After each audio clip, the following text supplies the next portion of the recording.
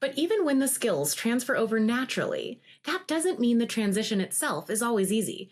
A few people talked about how different civilian life felt after leaving the military.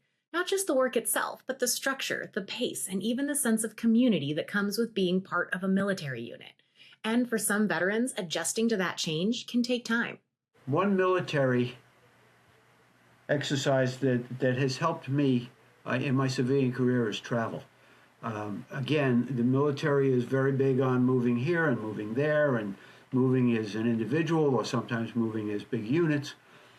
So traveling in civilian life is actually a lot simpler because all you have to do is figure out where you need to go, which sometimes is easier said than done, especially with all of the interesting wrinkles that involves traveling these days. But the ability to travel quickly, and getting where you need to go, I think is a very helpful tool that comes through from the military.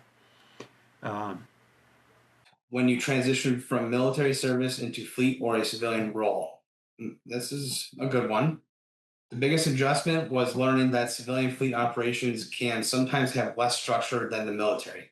Honestly, I've learned that not just in fleet, it's just been in every civilian role that I've had since I've been out as well. In the Army, though, roles and processes and expectations were usually very clear and defined for the most part.